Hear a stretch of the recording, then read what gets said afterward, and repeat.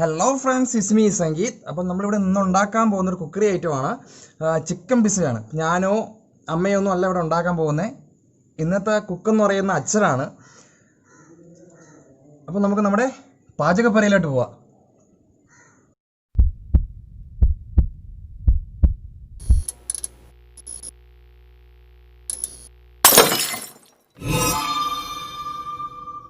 അപ്പോൾ നമ്മൾ ആദ്യം ചെയ്യേണ്ടത് 2 ക്യാരറ്റും 2 തക്കാളിയും എടുത്ത് നല്ലപോലെ കഴുകിയിട്ട് ഒരു പാത്രത്തിൽ വെള്ളവും നിറച്ച് വേവിക്കാൻ വയ്ക്കുക ഒരു 20 മിനിറ്റ്. അപ്പോൾ നിങ്ങൾ ആ സമയത്ത് വേറൊരു പാത്രത്തിൽ വെള്ളം എടുത്ത് അതിനകത്ത് 1 ടേബിൾ സ്പൂൺ ഈസ്റ്റ് ഇടുക. നിങ്ങൾക്ക് പൊടി ഈസ്റ്റ് യൂസ് ചെയ്യാം, ഇപ്പോൾ തരിയായിട്ടുള്ള ഈസ്റ്റ് നിങ്ങൾക്ക് യൂസ് ചെയ്യാം, ഏത് വേണം നിങ്ങൾക്ക് യൂസ് ചെയ്യാം. അത് ഒന്ന് ചൂടാക്കി എടുക്കണം, അതാണ് അടുത്ത സ്റ്റെപ്പ് എന്ന് പറഞ്ഞാൽ. അപ്പോൾ ഏകദേശം ഒന്ന് കല്ലോണം കലങ്ങി വരുന്നുണ്ട്. നല്ല തരിയൊന്നുമില്ലാതെ ക്ലീൻ വെള്ളമായിട്ട് നമുക്കത് കിട്ടണം. അപ്പോൾ അതിൻ്റെ കൂട്ടത്തിൽ കുറച്ച് പഞ്ചസാരയും കൂടെ ആഡ് ചെയ്ത് കൊടുക്കണം ഈ വെള്ളത്തിനകത്ത്. ഈസ്റ്റ് എല്ലാം ഒന്ന് കലങ്ങി വരുമ്പോൾ അതിനകത്ത് നമ്മൾ പഞ്ചസാരയും കൂടെ ആഡ് ചെയ്ത് കൊടുത്ത് നല്ല പോലെ യോജിപ്പിക്കണം. യോജിപ്പിച്ച് കഴിഞ്ഞ് ഗ്യാസ് ഓഫ് ചെയ്തിട്ട് അടച്ച് വെച്ചേക്കുക. പിന്നെ അടുത്ത സ്റ്റെപ്പ് എന്ന് പറഞ്ഞു കഴിഞ്ഞാൽ നമ്മുടെ തക്കാളി 20 മിനിറ്റ് മതി. 20 മിനിറ്റൊക്കെ മതിയുമ്പോൾ നമ്മൾ തക്കാളിയും ക്യാരറ്റും എല്ലാം ഏകദേശം വെന്ത് കഴിയുമ്പോൾ തണുപ്പ് മാറിയിട്ടാണ് നമുക്കിത് മിക്സിയിൽ അടിച്ചെടുക്കണം. അപ്പോൾ അതിന് വേണ്ടി തണുപ്പ് മാറാൻ വയ്ക്കാം നമുക്ക്. ഇനി അടുത്തതെന്ന് പറയുന്നത് ചിക്കൻ കട്ട് ചെയ്യണം. കാരണം നമ്മൾ ചിക്കൻ പിസയാണ് ഉണ്ടാക്കുന്നത്, അപ്പോൾ നമുക്കിവിടെ ചിക്കൻ വേണം. ചിക്കൻ ബോൺലെസ് ചിക്കൻ വേണം എടുക്കാൻ വേണ്ടി. ചിക്കൻ എന്നിട്ട് ചെറിയ പീസായിട്ട് കട്ട് ചെയ്ത് എടുക്കണം. ഒരുപാട് വലിയ പീസായി പോകരുത്. വലിയ പീസ് നമുക്ക് ഇട്ട് കഴിഞ്ഞാൽ ഭയങ്കര ബുദ്ധിമുട്ടായിരിക്കും. അപ്പോൾ നമ്മൾ ഒന്നീ ഈ അളവിന് എടുക്കുക, ഇല്ല എന്നുണ്ടെങ്കിൽ ഇതിൽ നിന്ന് ചെറുതെടുക്കുക. അപ്പോൾ എല്ലാം കട്ട് ചെയ്ത് റെഡിയാക്കി വെച്ചിട്ടുണ്ട്. എന്നിട്ട് ഇത് നല്ല പോലെ വാഷ് ചെയ്തെടുക്കണം. കട്ട് ചെയ്തതിന് ശേഷവും നല്ല പോലെ അത് വാഷ് ചെയ്തെടുക്കണം.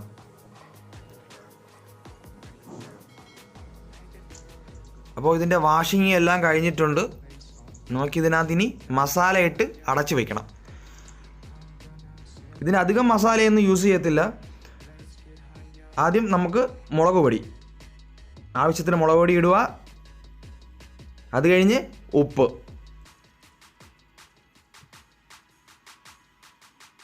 അത് കഴിഞ്ഞ് കുറച്ച് മഞ്ഞൾപ്പൊടി. ഇതിത്രയിട്ട് നല്ല പോലെ ഇളക്കി ഒരു 2 മണിക്കൂറെങ്കിലും സെറ്റ് ചെയ്യാൻ വെച്ചേക്കണം അത്. അപ്പോൾ ഈ സമയത്ത് നമ്മൾ ഇനി ചെയ്യാനുള്ളത്, നമ്മൾ നേരത്തെ ചൂട് മാറാൻ വേണ്ടി വെച്ചിരുന്ന തക്കാളിയും ക്യാരറ്റും. തക്കാളിയുടെ തോടെല്ലാം നമ്മൾ ഉരിച്ച് കളയണം. അത് രണ്ടും നമുക്ക് അടിച്ചെടുക്കണം. അതിന് വേണ്ടി നമ്മൾ അത് രണ്ടും എടുത്ത് മിക്സിയിലിട്ട് നല്ല പോലെ ഗ്രൈൻഡ് ചെയ്തെടുക്കണം. അത്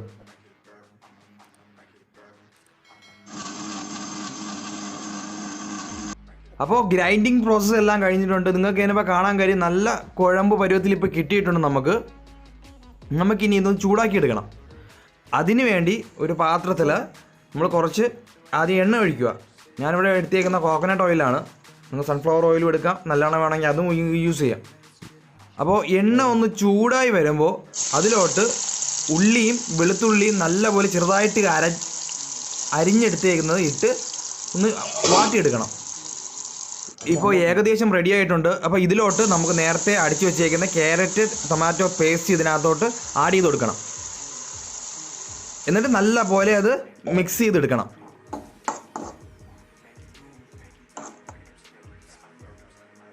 ഇതിലോട്ട് നമുക്ക് കുറച്ച് മുളക് പൊടി ആഡ് ചെയ്ത് കൊടുക്കണം, കളറിന് വേണ്ടിയിട്ടാണ്. അത് കഴിഞ്ഞ് ലേശം ഉപ്പ് ഇതുകൂടെ ഇട്ട് നല്ല പോലെ ഇളക്കി കൊടുക്കുക.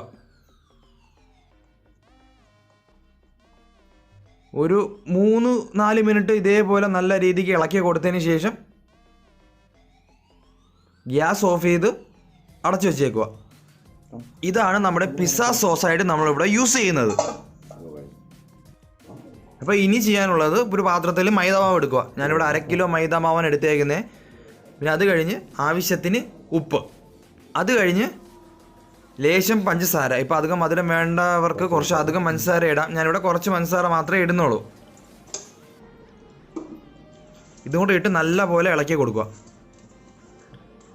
നേരത്തെ നമ്മൾ തയ്യാറാക്കി വെച്ചിരിക്കുന്ന ഈസ്റ്റും പഞ്ചസാരയും കലക്കി ആ വെള്ളം യൂസ് ചെയ്ത് വേണം ഇത് ഒന്ന് നല്ല പോലെ മിക്സ് ചെയ്തെടുക്കാൻ വേണ്ടിയിട്ട്.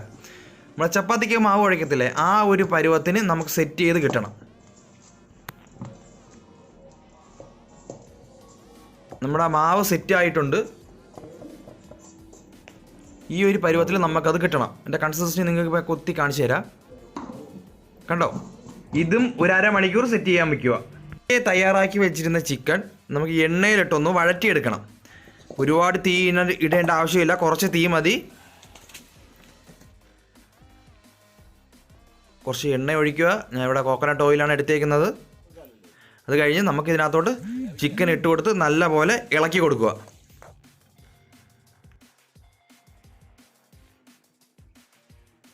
അപ്പോൾ കുറച്ച് കഴിയുമ്പോൾ നമുക്ക് ചിക്കൻ ഈ ഒരു പരുവത്തിൽ കിട്ടും. ഒരുപാടങ്ങ് ഡീപ്പ് ഫ്രൈ ആക്കരുത്.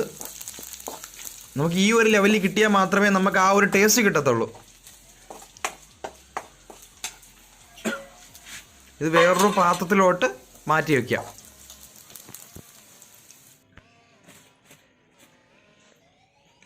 അടുത്ത സ്റ്റെപ്പ് എന്ന് പറയുന്നത് ഒരു മൂന്നുള്ളി എടുക്കുക. മൂന്നുള്ളി എടുത്ത് നല്ല പോലെ ചെറിയ രീതിയിൽ വേണം അരിഞ്ഞെടുക്കാൻ. വലിയ സൈസിലൊന്നും വേണ്ട, ചെറിയ രീതിയിൽ നമ്മൾ തോരനൊക്കെ വയ്ക്കുന്ന രീതിയിൽ അരിഞ്ഞെടുക്കുക. അത്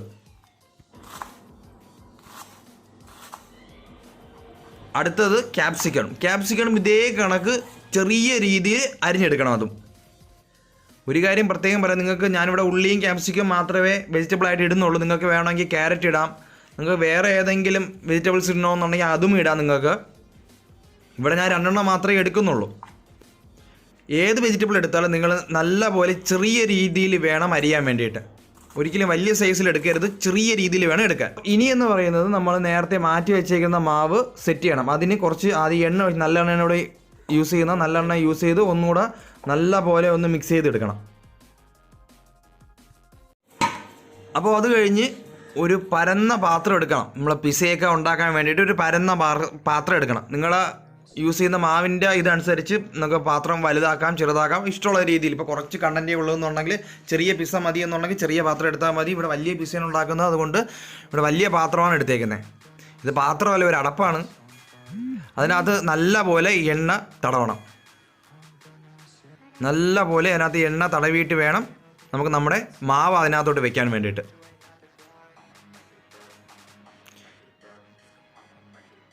മാവെടുത്ത് വെച്ച് നമ്മൾ റൊട്ടിയൊക്കെ പരത്തുന്നത് പോലെ നമ്മളെ കൈ വെച്ചിട്ട് നല്ല പോലെ പരത്തിയെടുക്കുക. അത്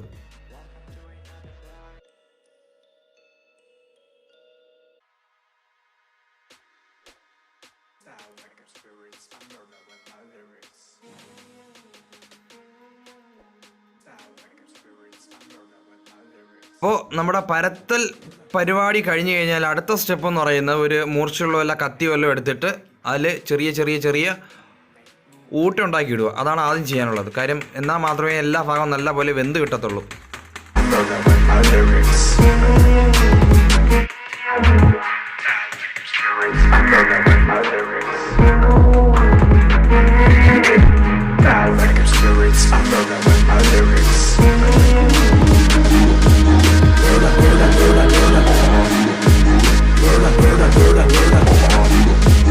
അടുത്ത ചെയ്യാനുള്ളത് നമ്മളെ പിസ്സ സോസ് എടുത്ത് നല്ല പോലെ ഇതിനകത്ത് തേച്ച് പിടിപ്പിക്കണം.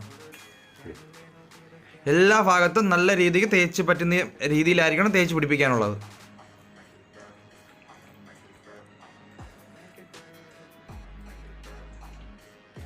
അപ്പോൾ അത് കഴിഞ്ഞിട്ട് നമ്മൾ ചെയ്യാൻ വേണ്ടത് ഒരു ലെയർ ചീസ് അതിനകത്ത് ഇട്ട് കൊടുക്കുക എന്നുള്ളതാണ്. ഒരു ലെയർ ചീസ് നല്ലപോലെ അരിഞ്ഞ് എല്ലായിടത്തും, തോനെ വേണ്ടവർക്ക് തോനെ അരിഞ്ഞിടാം, കുറച്ച് വേണ്ടവർക്ക് കുറച്ചിട്ടാൽ മതി.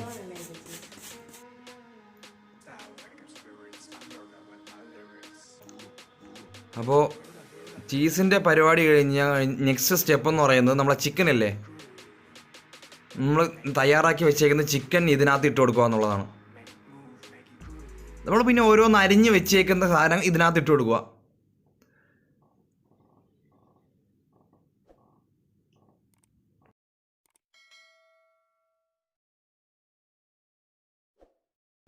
അടുത്തത് ഉള്ളി, ചെറുതായി അരിഞ്ഞ് വെച്ചേക്കുന്ന ഉള്ളി. ചെറുതായി അരിഞ്ഞാൽ മാത്രമേ അത് കാണാനൊരു ഭംഗി തന്നെ ഉള്ളൂ. വലുതായിട്ട് അരിഞ്ഞു കഴിഞ്ഞാൽ ആ ഒരു എഫക്റ്റ് കിട്ടത്തില്ല, നമുക്ക് തിന്നുമ്പോഴും ആ ഒരു ടേസ്റ്റും കിട്ടത്തില്ല. അടുത്തത് നമ്മളെ ക്യാപ്സിക്കം. ഇവിടെ ഗ്രീൻ ക്യാപ്സിക്കം മാത്രമേ എനിക്ക് കിട്ടിയുള്ളൂ, അതുകൊണ്ടാണ് ഗ്രീൻ മാത്രം ഇട്ടേക്കുന്നത്. റെഡും കിട്ടുകയെന്നുണ്ടെങ്കിൽ കുറച്ചുകൂടെ കളർഫുള്ളായിരിക്കും നമ്മളെ പിസ്സ എന്ന് പറയുന്നത്. അപ്പോൾ ലാസ്റ്റ് ചെയ്യാനുള്ളത് എന്താണ്? ചീസ് എടുക്കുക. ചീസ് എടുത്ത് അതിൻ്റെ പുറത്തൂടെ നല്ല പോലെ ഇട്ട് കൊടുക്കുക. ഇപ്പോൾ ചീസിൻ്റെ ഷീറ്റും അവൈലബിൾ ആണ്. നിങ്ങൾക്ക് ബേക്കറികളിൽ ചെന്ന് കഴിഞ്ഞാൽ നിങ്ങൾക്ക് ഷീറ്റ് വാങ്ങാൻ കഴിയും. ഇപ്പോൾ നിങ്ങൾക്ക് ഇതേ കണക്കൊന്നും ചെയ്യേണ്ട ആവശ്യമില്ല. ഷീറ്റ് എടുത്ത് എൻ്റെ മുകളിൽ കൂടെ വെച്ചാൽ മാത്രം മതി. ഇനി നമ്മളെ പരിപാടി ഏകദേശം എല്ലാം കഴിഞ്ഞു. ഇനി നമുക്ക് വേവിച്ചെടുത്താൽ മതി. വേവിച്ചെടുക്കാൻ വേണ്ടി ഇതൊന്ന് നല്ല രീതിക്ക് മൂടി വെച്ചതിന് ശേഷം ഒരുപാട് തീ ഇടരുത്. അടിയിൽ ചെറിയ തീ മാത്രമേ ഇടാവൂ. അത് കഴിഞ്ഞ് കനൽ മുകളിൽ വാരി ബിരിയാണി ദമ്മൊക്കെ ചെയ്യുമ്പോൾ മുകളിൽ നമ്മൾ കനൽ വാരി എടുത്തില്ലേ, അതേപോലെ കനൽ വാരി ഇതിനകത്ത് മുകളിലിടുക. താഴെ അത് കണക്ക് തന്നെ ഓവറായിട്ട് തീ ഇടരുത്. ഒരു 15-20 മിനിറ്റ് ഇതേ കണക്ക് വെച്ചാൽ മാത്രമേ നമുക്ക് നല്ല രീതിക്ക് കുക്ക് ചെയ്ത് കിട്ടത്തുള്ളൂ. ഒരുപാട് തീ ഇട്ട് കഴിഞ്ഞാൽ അടി പിടിച്ച് ഭയങ്കരമായിട്ട് കരിയും അത്.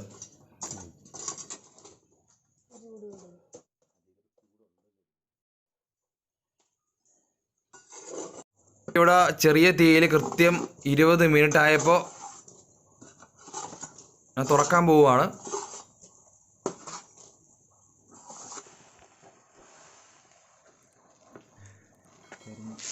അപ്പോൾ സൂപ്പർ സംഭവം, നല്ല ലുക്കായിട്ടുണ്ട്. ഇനി ടേസ്റ്റ് ചെയ്ത് നോക്കുമ്പോൾ ബാക്കി ഡീറ്റെയിൽസ് നമുക്കറിയാം.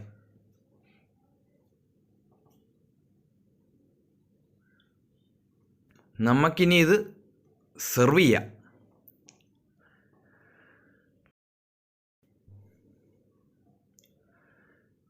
അപ്പോൾ ഫസ്റ്റ് ഇത് പാകം ചെയ്ത അച്ഛൻ തന്നെ കഴിച്ചു നോക്കട്ടെ.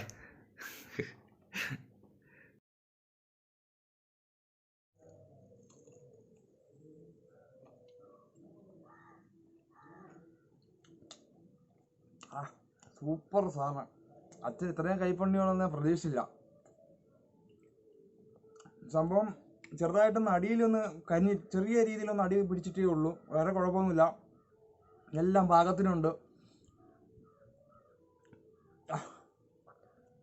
സംഭവം സൂപ്പറായിട്ടുണ്ട്. നിങ്ങളെല്ലാവരും വീട്ടിൽ ഇത് പരീക്ഷിച്ച് നോക്കണം തീർച്ചയായിട്ടും.